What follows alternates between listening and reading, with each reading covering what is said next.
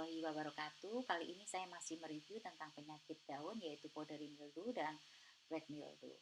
Ini adalah powdery mildew ya atau kebun tepung pada tanaman akasia. Ini pada tanaman akasia mangium, ini pada tanaman akasia aurikuliformis ya. Powdery mildew pada akasia ini disebabkan oleh patogen oidium ya, yang merupakan parasit obligat ya, dan ini merupakan konidia dari oidium.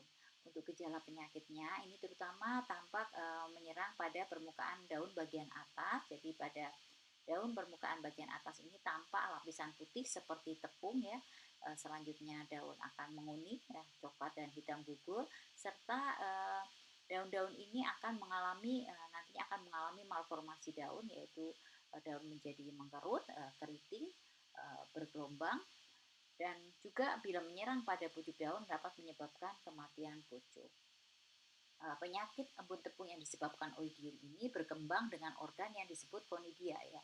Konidia yang berada di permukaan daun ini akan berkecambah membentuk haustorium dan menghisap atau memperoleh nutrisi dari sel-sel epidermis, selanjutnya berkembang dalam sel-sel epidermis dan membentuk konidia serta konidiofor pada permukaan daun.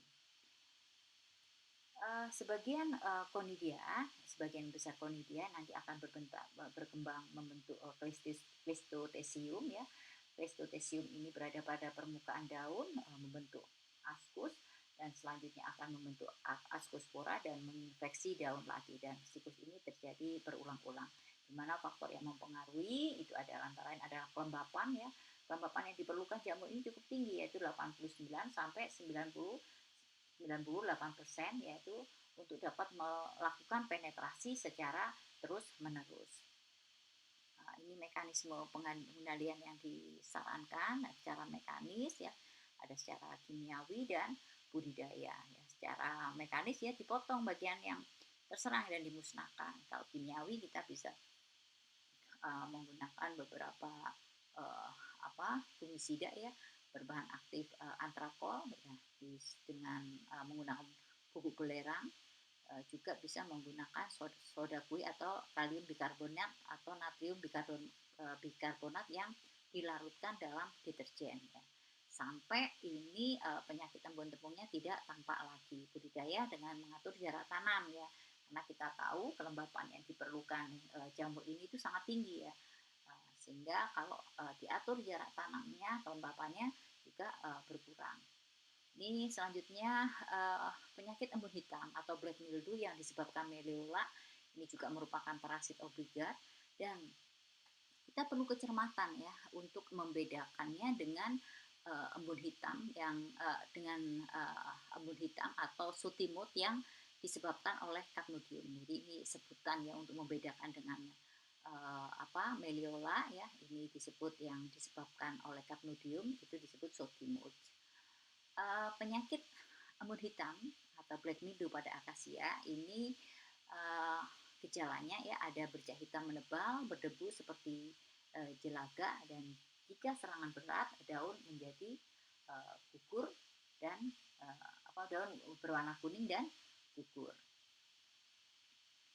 Di embun jelaga ya pada yang disebut dengan sutimut ya.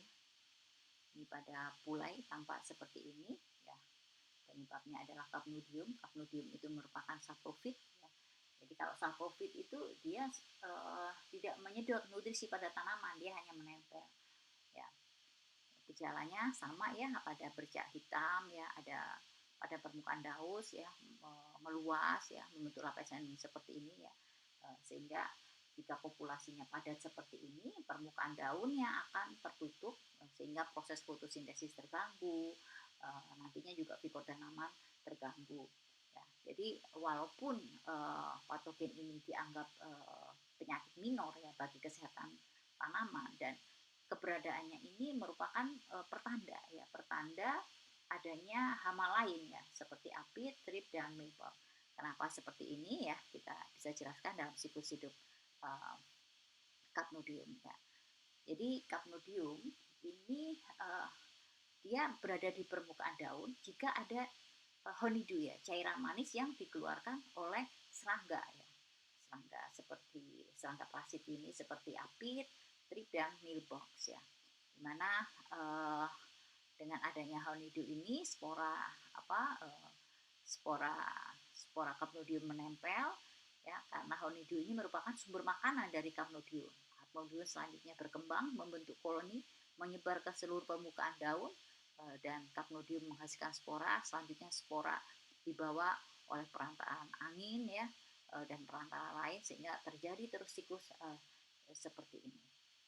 Untuk pengelolaan embun jelaga itu sama, cuman perlu kita perhatikan lagi. Jadi karena cendawan ini ada karena uh, adanya cairan manis atau honeydew yang dikeluarkan oleh serangga lain, maka untuk mengatasi salty mold yang disebabkan Capnodium itu hama penghasil cairan tersebut yang harus diberantas ya.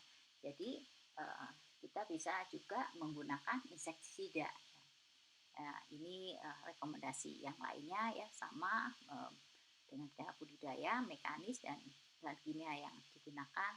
Ini contohnya.